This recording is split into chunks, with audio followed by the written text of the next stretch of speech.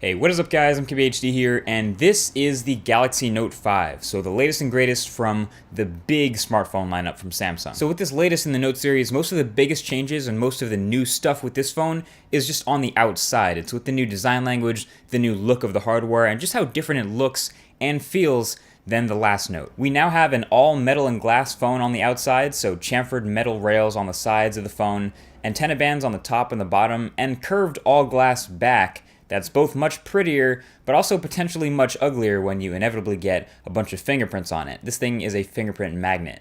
It's available in 4 colors: sapphire bluish, gold, a white, and my personal favorite, the titanium gray, since it shows the least fingerprints. And you're probably noticing it's taken a lot of this design language from its little brother, the Galaxy S6. So sealed back, no removable or expandable anything, thin metal edges to hold onto, and now with its larger size, I think the Galaxy Note 5 takes the crown for the slipperiest phone of all time, both in the hand and in the pocket. I swear it's slipped out of my pocket in cars more than any other phone, and it's like a bar of soap sometimes trying to pick it up. It's crazy. This is definitely one of those phones where you're probably going to want to change the texture on the back to make it easier to hold or to hide fingerprints. So a lot of people might think about buying a case for this phone, but it's already such a big phone that you probably don't want it to be even bigger in the hand. So the easiest way to change the texture, but without adding bulk, would be a skin. I'll leave a link to the skins that I like to use from dbrand right below that like button. You can pick both the texture and a new color if you want. But yeah, so this is the look of a Samsung flagship now. Shiny, glossy, and ultimately more premium looking. I also like that they kept working on footprint, so the Galaxy Note 5 is actually a bit smaller than the Note 4 thanks to a very thin side bezel. And other things like, the headphone jack placement and the fingerprint sensor and the buttons are all excellent. The buttons, like the Galaxy S6, are super clicky and tactile and satisfying and easy to press. There are definitely still cons to this new design though. One, there's no IR blaster anymore, not sure why. I didn't really use the one on the Note 4 a ton, but it was nice to have. But then 2 and 3, a smaller non-removable battery and no expandable storage. These two things only feel like such a big deal because of the natural comparison to the predecessor, the Galaxy Note 4, which had a larger removable battery and a micro SD card slot. So it kind of feels like you're losing features while moving up a generation. The expandable storage isn't a huge deal to me because I can work with 32 gigs, but if you want to take your music collection offline, or if you take a lot of 4K video, then you'll probably start to fill it up pretty quick. And I'll talk about the battery life more in a bit. The speaker at the bottom, when you're not blocking it, is loud and fairly impressive, but I hold my phone like this, and I sometimes block the speaker, and when I accidentally do, it's actually amazing how much it suffers. Obviously, you'll know immediately when you're blocking it, but it's almost comical how pretty much you can mute the speaker by putting a fingertip over the speaker grill since it's so small.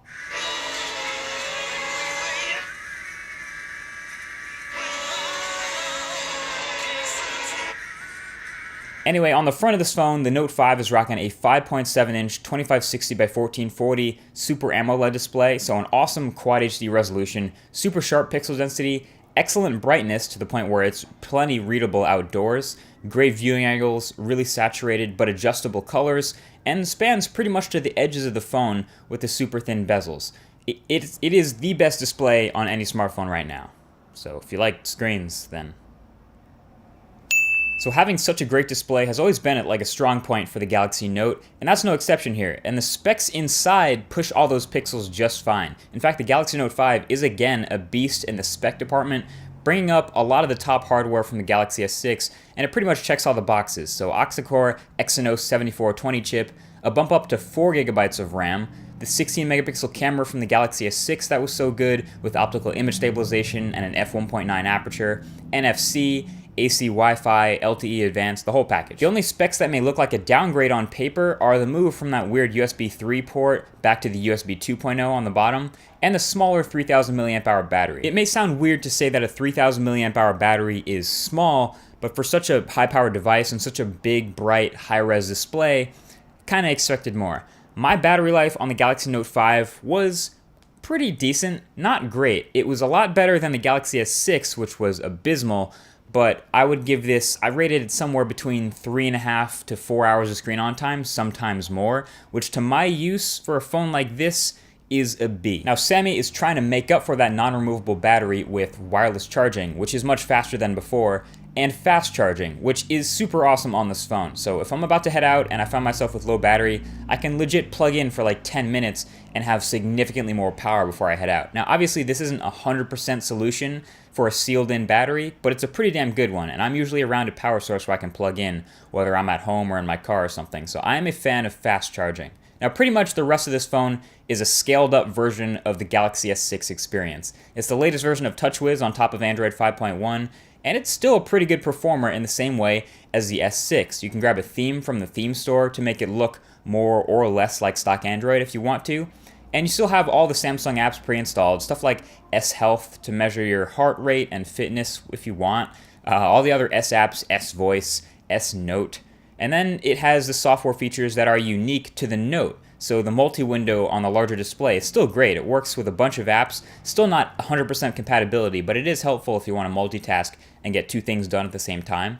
And then, of course, you can't forget the stylus, or S Pen. Now, you might be thinking, hey, wait, that's weird. How do I get it out of the phone if it's embedded like this? Well, Samsung built in a clicking mechanism in the pen for getting it out. A side effect, though, of that clicking mechanism being so good,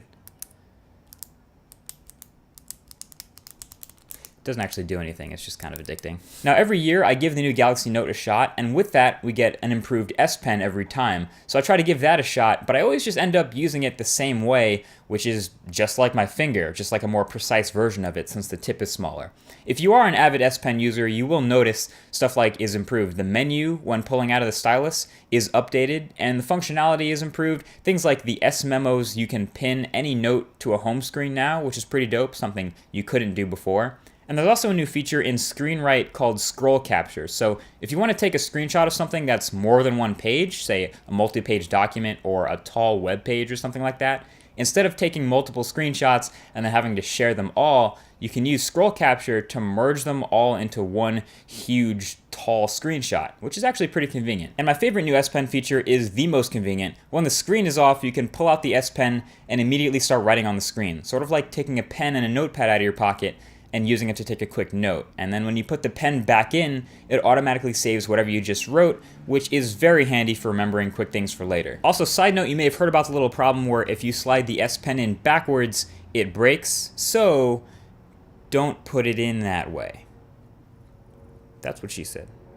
So look, if you can get past the slippery hugeness of this phone, it's pretty hard to go wrong here. My favorite two features are the display and the camera. The display right now, like I said, is the best on any smartphone, and the camera right now is also arguably the best on any available smartphone. Here are some shots I took in my few weeks using the Note 5 as a daily driver. Just casual snaps. Obviously, optical image stabilization and some sharpening in post-production makes for some of the crispiest smartphone photos of all time. Even in low light, I could take handheld shots with a slow shutter speed and still get crispy stuff out of auto mode.